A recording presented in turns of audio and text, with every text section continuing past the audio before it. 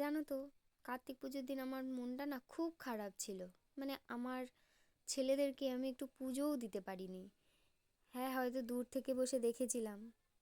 যাই হোক, সেদিন ছিল আমার চেক আপ, আমি গিয়েছিলাম চেক আপে। আমার মেয়ে রাস্তায় পায়রা দেখে গাড়ি দাঁড় করিয়ে সেটা দেখছিল। আর তারপর দেখো, চেক আপ থেকে আমি বিকেলবেলা চলে এসেছিলাম এই বাড়িতে। আর এসে দেখছি ঠাকুরমশাই চলে এসছে, আর বাবা আর মা সব কিছু গুছিয়ে নিচ্ছিল পুজোর জন্য। আর আমার জায়ের দুজনেরই কিন্তু শরীর খারাপ। জানি না আমাদের কি হচ্ছে, কেন ভগবান আমাদের সবাইকে এত কষ্ট দিচ্ছে বাড়ির।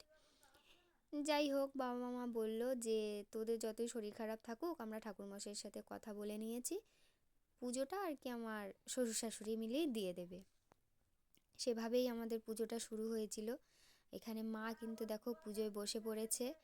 আর কি বলো তো, আমার হচ্ছে 3 বছর হয়ে গেছে কার্তিকদের বয়স, আর দিদির 4 বছর হয়ে গেছে।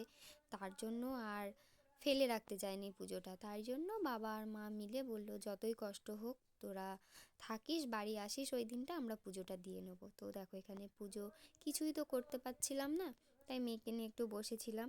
আর আমার মেয়ে, আমরা পারি আর না পারি, আমার মেয়ে কিন্তু যজ্ঞে কাঠ দিয়ে দিয়েছিল।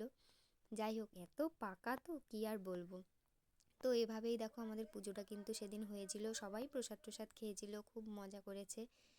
তো তারপর দেখো, ওদেরকে তো বটতলায় রেখে আসতে হবে, তাই ওর বাবার যেদিন ছুটি ছিল সেরকম একটা দিন দেখে আমরা দেখো রেখে এসেছিলাম আমার ছেলেদেরকে।